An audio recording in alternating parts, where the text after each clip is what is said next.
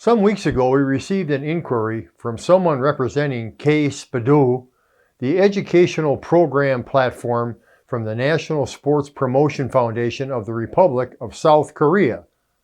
Because of the heavy accent of the caller, when I first listened to the voicemail, I had a bit of a challenge understanding what was specifically being asked of us. Over the next few weeks, I was in communication with K Spoedu's representative, Christine. She told me the hope on their end was that I would agree to an in-depth interview to discuss the starting of referee and the National Association of Sports Officials, NASO. Their purpose was to produce a documentary program on officiating to be aired on their national network. One goal was to have their athletes get interested in becoming sports officials. On the duly appointed date, we met in my office. Christine and the videographer, who had flown in from Seoul, Korea no less, he unloaded his gear, got the cameras, recording devices and lights all set up. I sat on a backless stool and for the next 2.5 hours took questions from Christine. It was the longest, most challenging interview I can remember giving. A special challenge was that of language and interpretation. Questions were presented to me in English, but with a Korean accent I had not heard before. That meant I had to slow down, parse what was being asked, and then do my best to provide an answer. A second challenge had to do with the different cultures involved. South Korea has its unique culture and traditions, so when I asked about fairness in quotes, fairness in officiating, I spent a couple minutes quizzing her, trying to determine what she actually meant.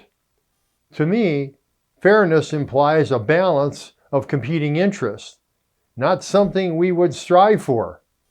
I emphasize that our guiding principle is that of impartiality, which is the absence of favor or prejudice. That threw Christine for a curve. At one point, I was asked, as she wrote the question, what was the most important part at that time of establishing referee and then NASO? What single word best summarized that?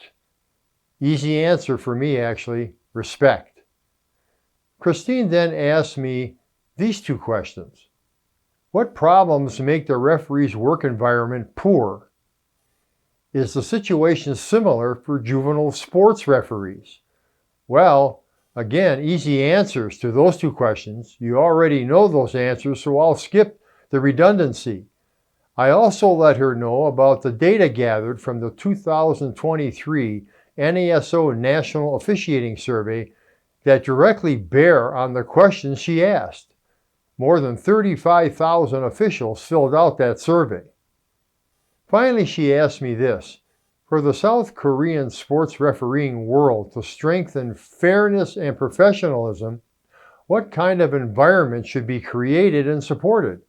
Wow, how about that for a question? And coming at me after more than 2 hours of answering her earlier questions.